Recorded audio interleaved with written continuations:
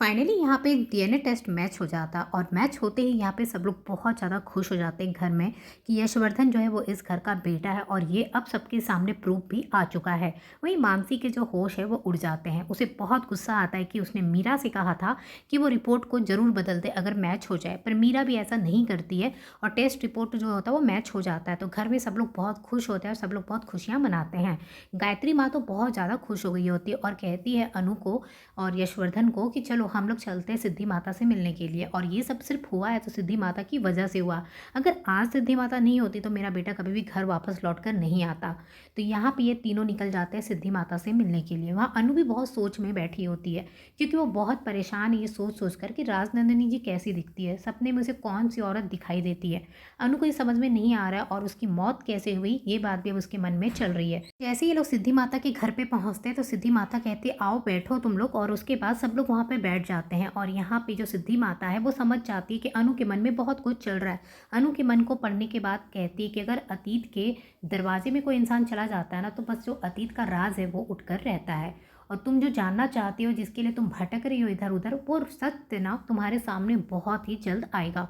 ये बात सुनने के बाद अनु काफ़ी ज़्यादा शॉक्ड हो जाती है। उसे लगता है कि सिद्धि माता क्या कह रही है, क्या ये सच मेरे सामने आ जाएगा?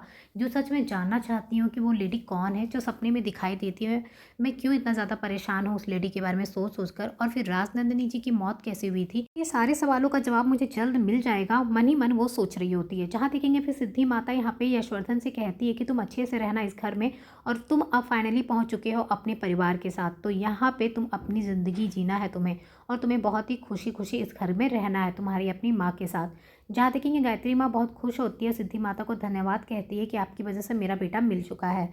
दूसरी तरफ देखेंगे जलंधर सोचता है कि मुझे अनु को हर हालत में राजनंदिनी की सच्चाई तो बतानी ही है कि राजनंदिनी की मौत कैसे हुई थी। एक बार उसे पता चल जाएगा ना तो फिर बस हो गया। यहाँ जो आर्य इतना ज़्यादा घमंड दिखा रहा है सारा घमंड टूट जाएगा, और जलंधर चाहता है कि जल्द से जल्द अनु को ना राजनंदिनी की सच्चाई पता चल जाए।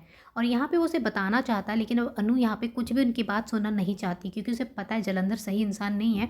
उसने आर्य सर को मारने की भी कोशिश की थी, तो उस इंसान से वो ना ही मिलेगी और ना ही कोई सच जानने की कोशिश करेगी। तो जलंधर सोचता है कि अब मुझे ही कुछ करना पड़ेगा, ये लड़की तो आएगी नहीं यहाँ पे मुझसे मिलने के लिए। तो जलंधर अब यहाँ पे खुद अनु के घर के आसपास जाकर भटकना स्टार्ट कर देगा और देखेगा कि अनु कहाँ पे है। जैसे ही अनु से मिलेगी तो उससे मिलकर सारा सच बता देगा क्योंकि वो उससे मिलने के लिए अब नहीं आने वाली है। यहाँ सिद्धि माता से मिलने के बाद जब अनु वापस लौटने लगती है तो जलंधर उसका पीछा करने लगता है, और पीछा करने लगेगा तो अनु को लगेगा जरूर उसके आगे पीछे कोई घूम रहा है।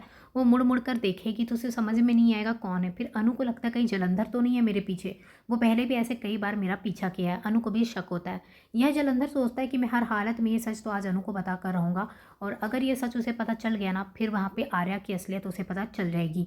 और यहाँ पे देखेंगे वो बार बार राजनंदिनी की सच्चाई बताना चाहता है। अनु को भी लगता है कि मुझे भी राजनंदिनी की सच्चाई जाननी है लेकिन जलंधर से नहीं।